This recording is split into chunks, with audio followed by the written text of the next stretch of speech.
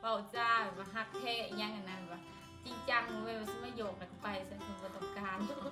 ใช่ปะแต่ว่าตัวไอ้หักแล้วก็จากไปตายได้เนาะ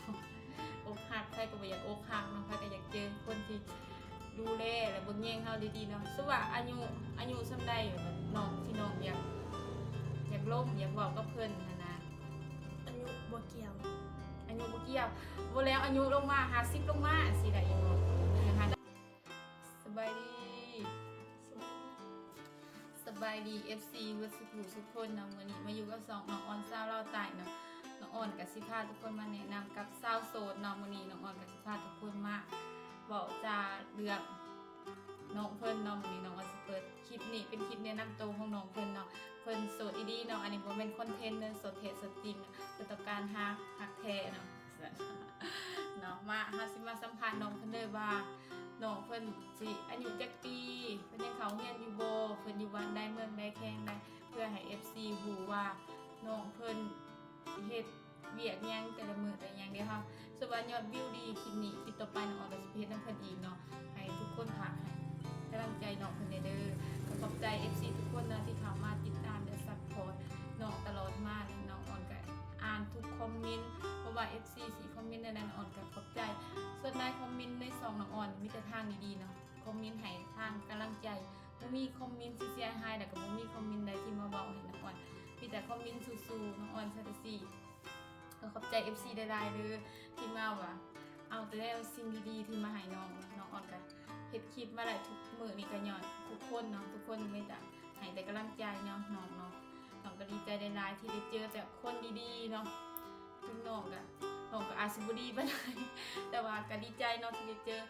FC บ่ว่าทางในประเทศหรือนอกประเทศก็ดีเนาะคอมเมนต์แนวทางบวกให้น้องออนสู้เนาะบ่มีคอมเมนต์ทางลบให้เนาะมาเดี๋ยวน้องออนสิมาสัมภาษณ์น้องเพิ่นเลยสบายดี สวัสดี น้องซื้อหยังแนะนำตัว ซื้อส้มพระพรเด้อ อายุจักปี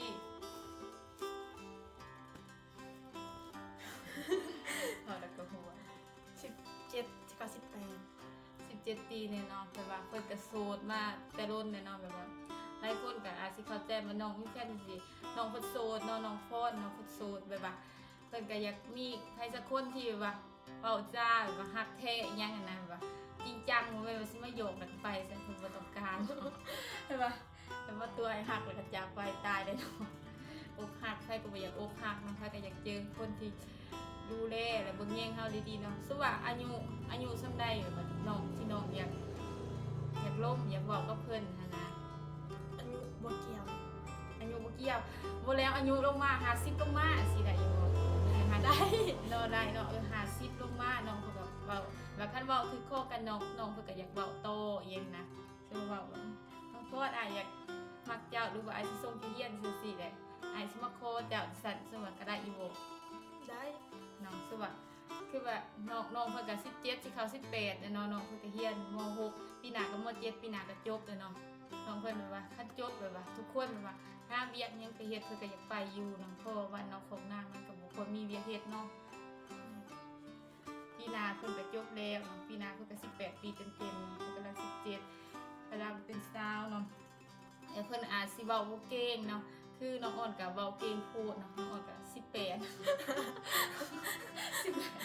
ผมเป็นสาวกเขาเตียนเฒ่าเลยยังสิเฒ่าต่อไปเนาะแล้วน้องก็จะสิบอกยังรวมลายเนาะน้องก็อายคือกันเนาะคลิปนี้เป็นคลิปแนะนำตัวเพิ่นเนาะเจ้าอยู่วาดเมืองแข้งได้ล่ะ บ้านน้องกัน เมือง ท่าแตง แข้ง เซกอ คือว่าวิธีติดต่อเจ้าต้องเฮ็ดได้ไรแบบว่าคือว่ามีเฟซมีไลน์มี WhatsApp มีหยังอยู่บ่ มี สุว่าเดี๋ยวคลิปต่อไปน้องสิให้ทางติดต่อน้องเพิ่นเนาะฝากทุกคนติดตามเนาะว่าสิให้เฟซเนาะไลน์แล้วก็ WhatsApp เนาะน้องเพิ่นก็ดินอยู่เดี๋ยวน้องออนสิให้ไปเนาะแบบน้องเพิ่นก็ยังไปโรงเรียนนี่จะไปแบบอะไรแบบขี่ไปน้ำหมู่หรือว่าอีก ไปนำหมู ไปน้ำหมู่เนาะซื้อน้ำมันรถใส่กันใกล้โรงเรียนเนี่ย ไก่อยู่ ประมาณจักหลัก ครบ7 หลัก คือว่าเอาสเปคเจ้ามีอยู่ว่าจะมักคนแบบไรสูงเตี้ยต่ำลำคาวใส่มีอยู่สเปคมีอยู่สเปคแน่อะไรแหละแต่สิบอกกับสเปคน้องอ่อนเด้อสิบอกเด้อใหญ่ๆยาวๆจะสั่นโดดไรว่าเพราะว่าอายุก็หลายเนาะไก่สอด30แบบมักใหญ่ๆเนี่ยเนาะแบบว่าบ่แม่นอนาถใหญ่เด้อทุกคนโตใหญ่แบบพอเราเบิ่งแยงเท่าไรนะแบบว่าน้องเป็นคนตัวน้อยนะสบายบ่ได้เจียกเข้าปากขี้ได้แบบสเปคจะมักนั่นแหละแบบน้อยใหญ่แบบต่ำสูงอหยังประมาณนั้นสเปคจะ สูงกว่า สูงกว่าเนาะจะสูงแมตเท่าไร 63 63จะก็สูงบ่ค่อยมีแต่แมต157 เตี้ยเกินไปแต่ก็ยังสิเฒ่าเนาะ157เพิ่นก็ประมาณถ้าแม่นนุ่มๆก็ประมาณ162เนาะ62ประมาณ65พอดีงามเนาะต่ำกว่าสูงซั่นคือว่า65ขึ้นไปว่าผู้ชายสำ165นี่ก็แบบว่าดูดีเนาะสูงสัมพันธ์ดูดีแบบคัดตุ้ยกับอวบเนี่ยจังหน่อยมีทองลูกแบบเสียแบบพี่จังหน่อยใส่ก็ได้หัวหน้าหน่อยหนึ่งก็บ่เป็นหยังว่าสั่นเพราะว่าสติเธอเดนเนาะ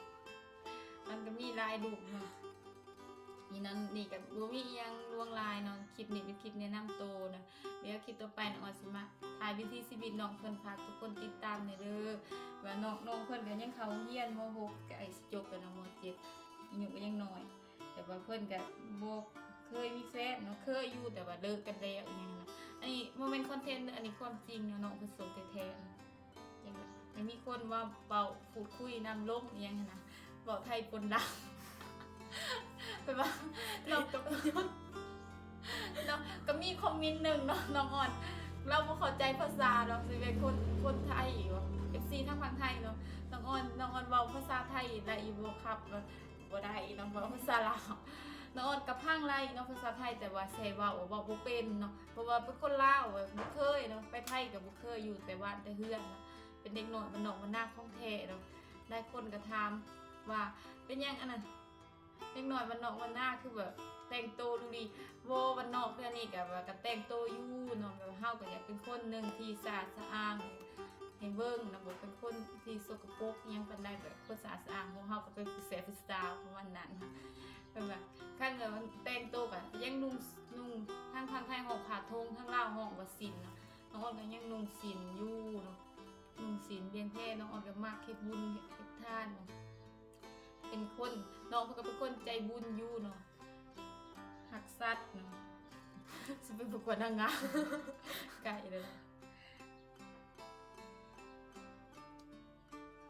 บอกลายกับอายเนาะอายกันเอง2 คนเลยเนาะทีแน่เนาะคนลาวเฮาส่วนหลายเป็นผมยาวเลยทุกคนผมโคตรยาวเลยยาวดีนะยาวมันยาวธรรมดาไปว่ากัน FC ใจดีก็สนับสนุนยาสระผมให้เพิ่นแน่เอาว่าแท้อันนี้ยาสระผมกับแพงๆเนาะมาสระผมเนาะส่วนหนึ่งเป็นว่า FC ทางฝั่งไทยเพิ่นก็บ่ว่า FC ทางฝั่งไทยหรือเมืองนอกก็ดีเนาะน้องก็ขอบใจทุกคนเนาะที่เข้ามาเบิ่งคลิปน้องเนาะได้ให้คำแนะนำและซัพพอร์ตน้องเนาะน้องก็เป็นคนเว้าลายเนาะเดี๋ยวตะกี้เป็นคนบ่กล้าเว้าได้นี่เว้าลายเก่งโหดดิจน FC วู้น้องอ่อนสิมาเก่งแท้ว่าซั่นเนาะเห็นคอมเมนต์หลายคอมเมนต์ว่าน้องอ่อนไปถ่ายคลิปผู้สาวให้เบิ่งแน่แม่น้องอ่อนมาถ่ายคลิปผู้สาวให้เบิ่งเนาะถ้าทุกคนอยากเบิ่งวิถีชีวิตน้องเพิ่นก็อย่าลืมเข้ามากดติดตามกดไลค์กดแชร์เนาะเขาเบิ่งคลิปเบิ่งโฆษณาเพื่อน้องเด้อทุกคนก็ขอบใจทุกคนเนาะที่เข้ามาให้กำลังใจคนมันนอกมันหน้าเนาะน้องอ่อนก็บ่รักอายเนาะชื่อแหละน้องเพิ่นนี่โสดดีๆเนาะน้องเพิ่นชื่อฟ้อนเด้อสมภพรอายุ17 ปีแล้วเขาเรียนม.6 เนาะเพิ่นก็โสดเนาะที่แน่ๆมันโสดเนาะเพิ่นอยากเจอที่คนที่ดีๆนะเว้าม่วนบ่อ่อนบ่ม่วนบอกม่วนว่าสมาธิเบิ่งแย่งเพิ่นได้อิหยังเพิ่นก็เว้าหลายเนาะแล้วอายุก็บ่สำคัญปานใดดอกเนาะสำคัญแต่ความจริงใจและฮักแท้งน้องเพิ่นเบิ่งแย่งเพิ่นอย่างดีซั่นเพิ่นก็อยากมีคนที่ฮักแท้นะบ่แม่น คือที่ผ่านมาอกข้างมาหลอดตายตกขันไหขันหน้าตะพึกตะพือเนาะตายเลยน้องสู้โอ๊ยมาจีบแล้วกันจากนี้เนาะแบบว่าไม่ให้ความหวังแต่กันนี้ให้ขันหน้าได้เนาะเจ้าบ้านเฮาอกข้างก็มีแต่ตกขันหน้าพึกตะพือมันเนาะเนาะสุดท้ายแล้วเนาะน้องอ่อนก็บ่เว้าอิหยังดวงลายเนาะสำหรับคลิปนี้น้องอ่อนก็สิหยุดไว้เพียงเท่านี้ไปพบกันคลิปหน้าเนาะฝากทุกคนกดติดตามช่องน้องอ่อนสาวเราไต่เลยทุกคนเพื่อให้กำลังใจน้องเฮ็ดคลิปต่อไปสำหรับคลิปนี้น้องอ่อนก็เลยน้องอ่อนสิพาเลยพาทุกคนมึงโฆษณาเพื่อน้องเลยเด้อทุกคนเข้ามากดติดตามน้องอ่อนสาวเราไต่สำหรับคลิปนี้ก็ขอกล่าวคำว่าสบายดีไว้พบกันคลิปหน้า